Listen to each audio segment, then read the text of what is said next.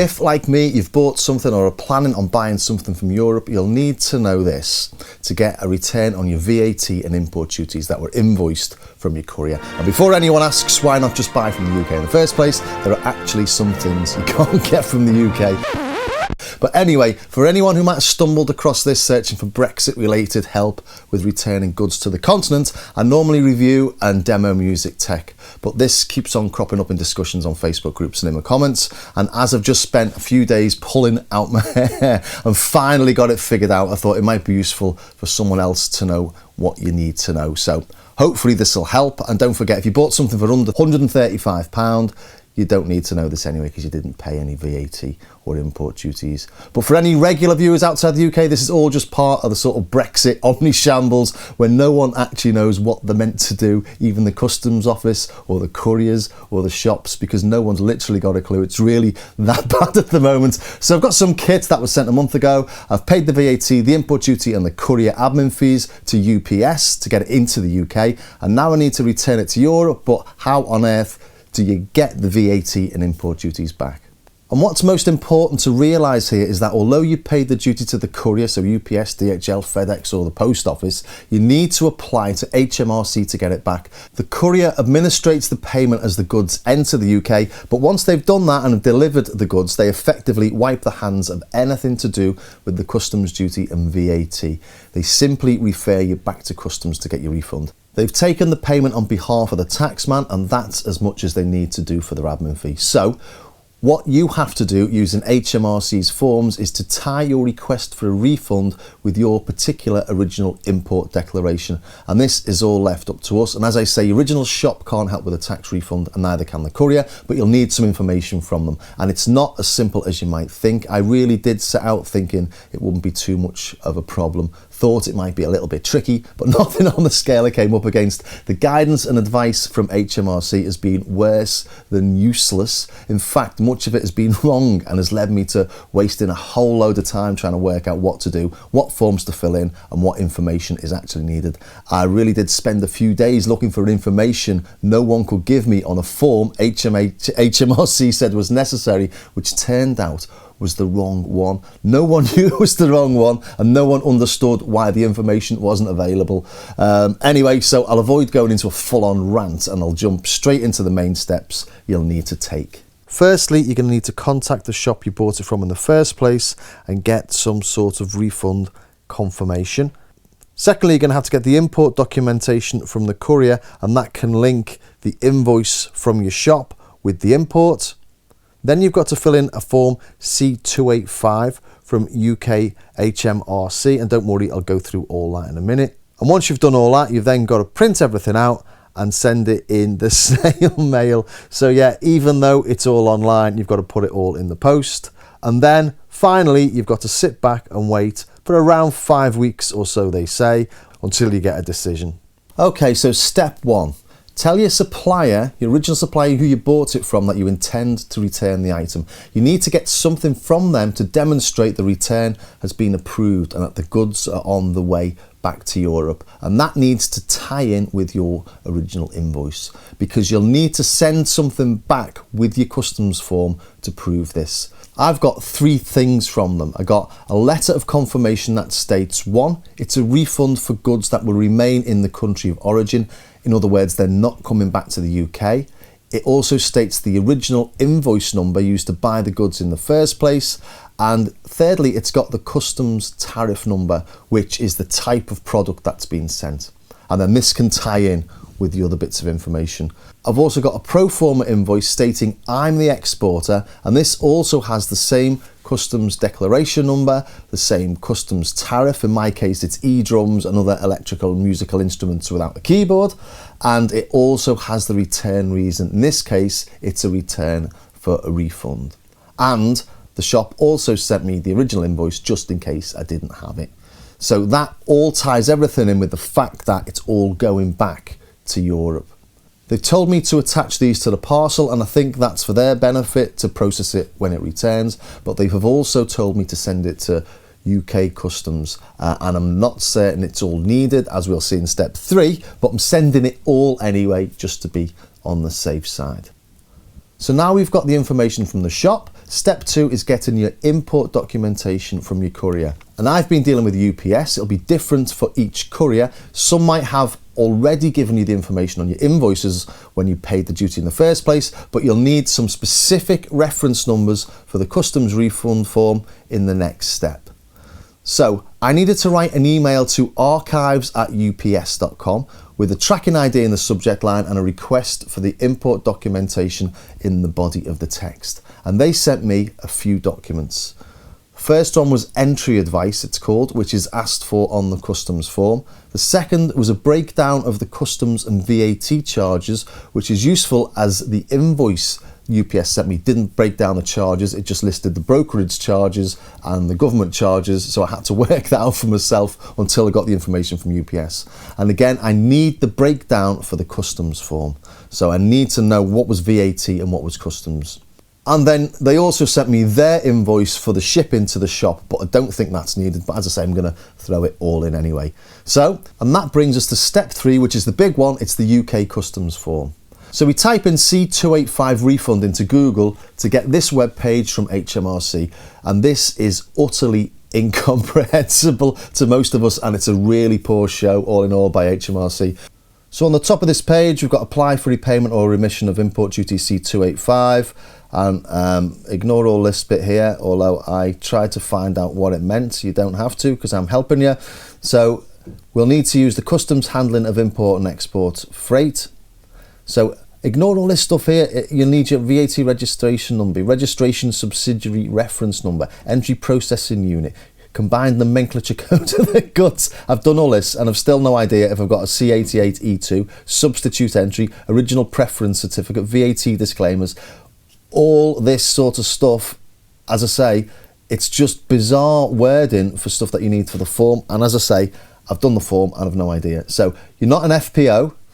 That's a fast parcel operator. This was the first form they sent me to. Then they sent me to the C285 CDS, which was another incorrect form. But now at least I know what an EORI number is, and I know I don't need an EORI number. I also know what UPS's EORI number is, because after trying to find an MRN, a movement reference number, and deciphering a movement reference number from all the various references on the information they gave me, and not being able to find it, but actually finding in the DUCR, you can get a valid EORI if you can decode it, and the business this number is registered to has not consented to their name and address being shared, and it's UPS. It's about as pertinent as it needs to be for them, and you can derive it from their VAT number. So this is all a nonsense that I had to go through to find all the information I needed and to discover that actually the movement reference number declaration, or the movement reference number information, mentions the chief entry number, which sent me to the chief form, which is this one, 285, not 285 CDS. So it's an online form and you can't click to the next page until you've completed. So this is all your information. If I click on next, you'll see that you can't actually get to the next page without doing it. And again, that's a little bit infuriating because you're not quite sure what's coming up. So hopefully this will help. So the importer, you are a private individual without a VAT registration number.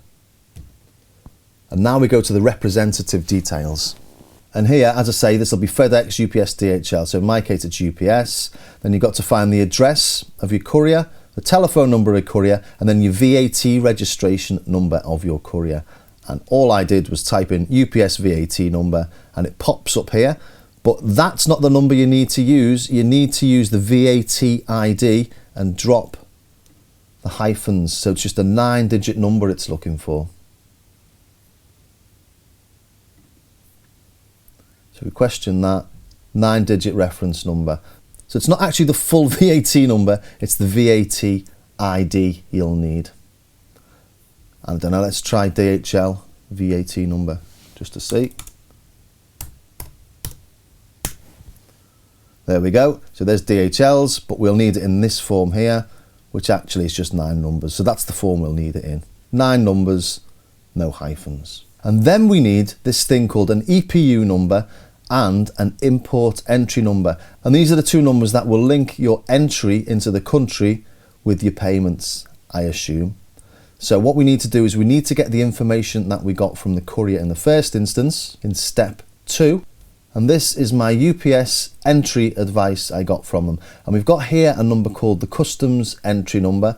I've obviously blurred things for obvious reasons, but this customs entry number has a 3-digit code there and 6 numbers followed by a letter here.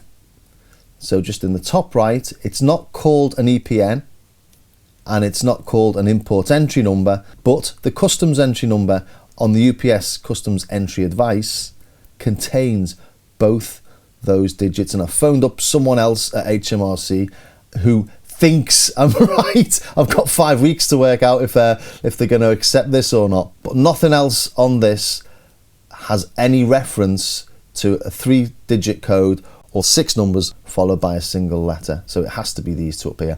So you might have to do a little bit of deciphering, a little bit of detective work to get those numbers. I don't know why UPS don't list them in the way that UK Customs needs them. Seems a bit crazy because sort of isn't that sort of a basic thing that you should need to do. So different couriers may name this differently. They may be bundled in with other numbers, or they may even be usefully named in the same way HMRC names them on the refund form C285. But what's most important is the information will be on your forms. I can't say for definite actually because I've not seen all the information for all couriers, probably no one has, but you just might have to decipher what's there. So you're simply looking for a 3-digit number and something that's got 6 numbers followed by a letter, and should hopefully be named something along the line of an entry number or customs entry number. These are also listed on this other form I've got from UPS. I'm not sure what the difference is between these two forms, but this one on the left appears to have all the information it's got on the right. But as I say, I'm going to send them both, but the entry number is the 3 digits and the 6 with a single letter. Customs entry number on that form, just called the entry number on the form on the left. So you may have to do a little digging, or maybe it's as clear as day on other couriers' import documents, but this was by far the biggest headache for me, not least because I was looking originally, as I said, for EORI and MRNs for the CDS, and you can see I'm now becoming an expert in customs declaration acronyms. You'll also need the entry date, and this is on the forms as well. It's not the invoice date when you bought the item, it's the entry date into the country. Are you a private importer? Yes. And why are you applying for a refund? Well, in this case, we're applying for a refund because the duties don't have to be paid because the goods are being returned. So next. Now we need to put a brief description of the goods in. So the description of the goods I'm just going to stick in is music tech, but you could copy the description that you've got from the import documents stating the tariff code. So I think I said earlier mine was electronic musical equipment without a keyboard. Something like that. We'll just put this in for now. And then we've got to declare what evidence we're giving them. We know we've got the entry form. That entry advice has to be the entry form, doesn't it? The original invoice, I've got that, but I don't know what an airway bill is. But as I said, I'm going to throw everything I've got at them. And then we have to list the duties that we've paid and the repayments that we're after. Helpfully, my UPS invoice didn't break these down, they were just bundled as government charges, but they should be itemised on the import documents as there are thousands of tariffs for different types of goods. So the tariff is listed and the duty paid due to that tariff is listed along with the VAT. So you should have both numbers to hand from the import documents we got from the courier. And as I say, it may even have been itemised on the original invoice for the import duties from your courier. Some do, some don't. And don't forget, we're only applying for a refund for the taxes. Your admin fee was a fee, a charge that will never be refunded. That's been paid to your courier to administer all those forms in the first place. So VAT is around 20% and import duties are typically around 2 to 4%. So your form will look something like this, a much greater VAT than duty number. And don't forget, your duty and VAT due to HMRC is 0 because you've already paid it. Next up, who do I want the repayment made to? Well, I want it paid to me, not to UPS, not to the representative. So that's me. And directly to my bank account. And I'm not going to type them in here. I declare the information is correct. I am the importer and this is my name. So that's the form completed. Next step is step 4, and that's actually the comedy bit. You actually have to print out the form sign it and send it in the post with all the other bits and bobs. So it's most peculiar actually, considering it's an online form, but I'd suggest going to the post office and registering it as signed for delivery so that you know it's actually being delivered. And don't forget to include the evidence, so the import documentation and the original invoice and whatever else you've got that's useful.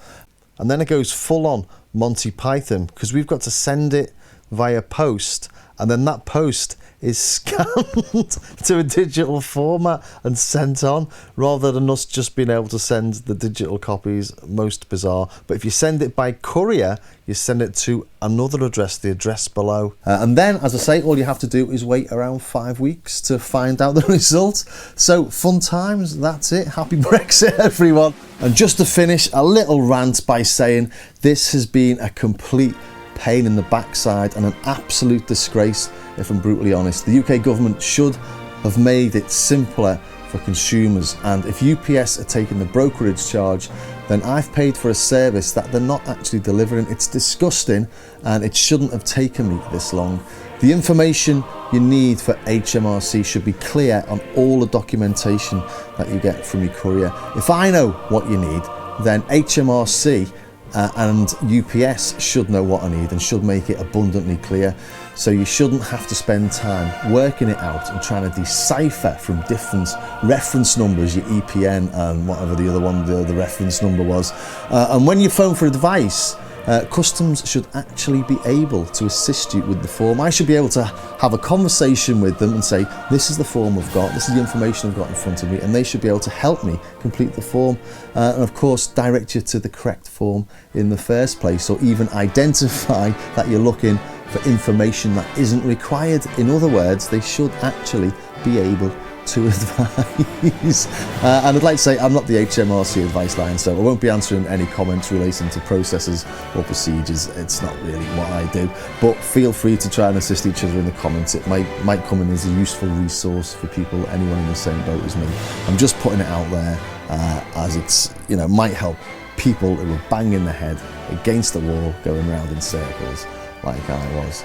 So that's it. I hope it was of some use to somebody. If you fancy it, feel free to subscribe, but I'll probably only do that if you're into music tech, music production. Okay, see ya.